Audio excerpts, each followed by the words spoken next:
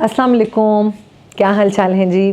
अभी एक पेशेंट मेरे पास आई और उसको प्रॉब्लम ये था कि प्रेगनेंसी थी 8 महीने की और पूरी बॉडी पे सख्त किस्म की खारिश हो रही थी। तो मेरे माइंड में एकदम से आया कि इसके ऊपर क्यों ना एक व्लॉग किया जाए ताकि आप सब लोगों को आगाही हो सके कि क्या रीजन होते हैं, क्या खारिश होना प्रेगनेंसी में नॉर्मल है, अगर खारिश हो रही तो क्या कोई टेस्ट कराने चाहिए, क्या कोई दवाई लेनी चाहिए कि नहीं लेनी चाहिए। आइए इसके ऊपर थोड़ी सी मैं आपको आगाही दे दूं। नंबर 1 हम आपको बताऊंगी कि क्या रीजंस हैं कि खारिश होती है या नहीं होती। होता ये है कि प्रेगनेंसी में आपकी स्किन स्ट्रेच हो रही है, ड्राई हो जाती है। 2 तरह के हार्मोन्स हैं जो कि प्रेगनेंसी के अंदर प्रोड्यूस होते हैं, एक है ईस्ट्रोजन और दूसरा है प्रोजेस्टेरोन। इन हार्मोन्स की इफेक्ट की वजह से होता ये कि ज्यादा स्वेटिंग होना शुरू हो जाती है और आपकी जो ग्लैंड्स हैं पूरी बॉडी में वो एक्टिवेट हो जाते हैं। इसकी वजह से भी एंड ओवर स्ट्रेचिंग की वजह से खारिश शुरू हो जाती है। ये तो जी एक नॉर्मल सी चीज़ है जो कि हर प्रेग्नेंट औरत को थोड़ी बहुत खारिश होती है। आपने सुना होगा जी पेट पे खारिश हो रही है तो हम और बड़े लोग कहते हैं जी इनको खारिश ना करो, निशान पड़ जाएंगे। तो ये बात कुछ दुरुस्त भी है। खारिश का मेन रीजन स्ट्रेचिंग, ड्राइनेस और हार्मोनल इफेक्ट्स की वजह से ज़्यादा स्वेटिंग होना। ये एक नॉर्मल चीज़ है जो कि हर फीमेल को होती है। इसके लिए बेस्ट क्या है, बहुत ज़्यादा अपने नाखूनों से खारिश ना करें, टिश्यू लेके, कॉटन लेके या कोई सॉफ्ट कपड़ा लेके उससे आप खारिश कीजिए। अपने आप को मॉइस्चराइज रखें, यानी कि बेस्ट मॉइस्चराइजेशन का जरिया क्या है, ऑलिव ऑयल, जैतून का तेल। पानी में जैतून का तेल थोड़ा सा डाल के उस पानी को पेट पे लगाएं, बाजुओं पे, हाथों पे लगाएं। ये वाली जो प्रेगनेंसी रिलेटेड खारिश है ना जी, ये ज्यादातर आमतौर पे पेट पर होती है, बाजुओं पर और थाइस पर ज्यादा होती है। इसके लिए परेशान होने की जरूरत नहीं। आप कोई भी वेजलीन, अर्के गुलाब, ये भी आप यूज कर सकते हैं। और अगर सर्दियां हैं तो सर्दियों के अंदर 2 से 3 क्रीम्स मिला के, थिक क्रीम्स होती हैं जिस तरह निविया है, वेजलीन है, थिक वाली पॉन्ड्स की क्रीम, ये आप यूज कर सकते हैं। इससे आपकी खारिश में काफी हद तक बेहतरी आएगी। नंबर 2 हम प्रॉब्लम्स पे आते हैं कि क्या ऐसे प्रॉब्लम्स हैं जो कि कॉम्प्लिकेशंस में तब्दील हो सकती हैं। Number 1 is intrahepatic cholestasis of pregnancy. अब आप कहेंगे ये क्या मुश्किल सा लफ्ज बता दिया। ICP याद रख लें आप, इंट्राहेपेटिक कोलेस्टेसिस ऑफ प्रेगनेंसी। ये एक ऐसी बीमारी है जो कि लिवर के ऊपर इफेक्ट करती है। लिवर की वजह से लिवर हमल के दौरान इतना अच्छा काम नहीं कर रहा होता और जिगर जो है, आपको पता है ना, खून को साफ करने की मदद देता है, जिसे हम कहते हैं डिटॉक्सिफिकेशन। तो जब जिगर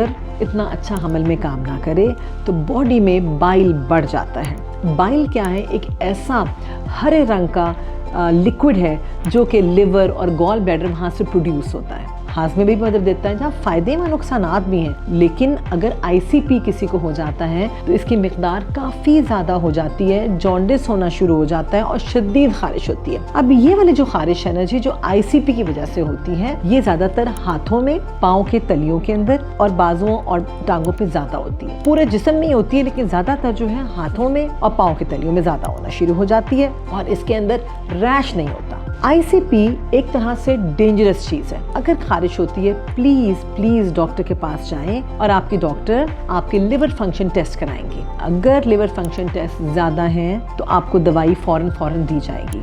एंटी एलर्जिक आप सेफली ले सकते हैं। पिरिटॉन एक सादा से दवाई है जो कि ओवर द काउंटर मिलती है, वो आप खा सकते हैं। एंटी एलर्जिक से क्या होगा, आपको वक्ती तौर पे खारिश का फ़र्क आ जाएगा, लेकिन लिवर के जो एंजाइम्स हैं, स्पेशली ALT, याद रहेगा ना, ALT को नॉर्मल होना बहुत ज़रूरी है। अगर एक ख़ास मिकदार से ये ज़्यादा होना शुरू हो जाए तो फिर एक और टेस्ट कराया जाता है जिसे कहते हैं बाइल एसिड्स। और इन दोनों का मवाजना करते हुए आपकी डॉक्टर डिसाइड करेंगी कि आपकी डिलीवरी कब होनी चाहिए। ICP, intrahepatic cholestasis of pregnancy, dangerous हो सकती है आपके लिए भी और बेबी के लिए भी, खास तौर पे बेबी के लिए, क्योंकि अल्लाह ना करे बेबी की सडन डेथ्स, इंट्रायूट्राइन डेथ्स जो हैं वो इससे लिंक्ड है। नंबर 3 जो खारिश है वो होगी एक्जिमा की। और एक्जिमा आपको पता है कि ऐसी जिल्द की बीमारी है जो पुरानी चलती आ रही है, वो एग्रीवेट हो जाती है प्रेगनेंसी के अंदर। ये लोगों को जिनको एक्जिमा होता है उनको पता ही होता है कि जी हमें एक्जिमा है और बचपन से वो इसको गुजर रहे होते हैं, लेकिन प्रेगनेंसी में ये चीज़ें बढ़ जाती हैं तो इसमें भी कोई परेशानी की बात नहीं है, क्रीम दी जाती है, गुजारा हो ही जाता है। इसके अलावा शुगर के पेशेंट्स, अगर शुगर कंट्रोल नहीं है उनके अंदर बॉडी पे खारिश ज़्यादा होती है, लेकिन शुगर के पेशेंट्स के अंदर ज़्यादातर खारिश प्राइवेट पार्ट्स की यानी कि वजाइनल इचिंग और वजाइनल डिस्चार्ज के साथ होती है। अगेन शुगर का कंट्रोल करना इंतहाई ज़रूरी है। और ये वाली जो इचिंग है ये आम तौर पर कभी फाउल स्मेलिंग डिस्चार्ज साथ एफिलिएटेड होती है, इसके साथ साथ हो जाती है, या फुटकीदार दही की तरह का सफ़ेद रंग का पानी आना शुरू हो जाता है वजाइना से।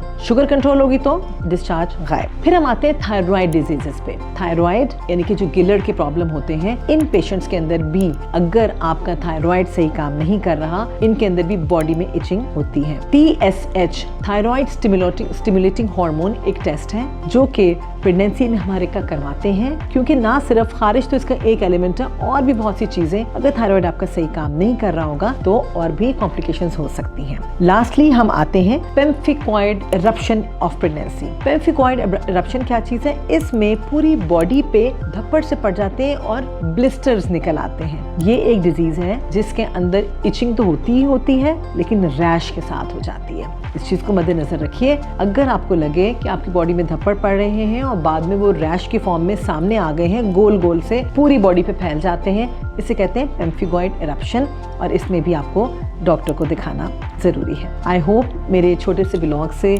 आपके बहुत से जो सवालात हैं जो दिमाग में उभरते हैं, खारिश होनी चाहिए नहीं होनी चाहिए।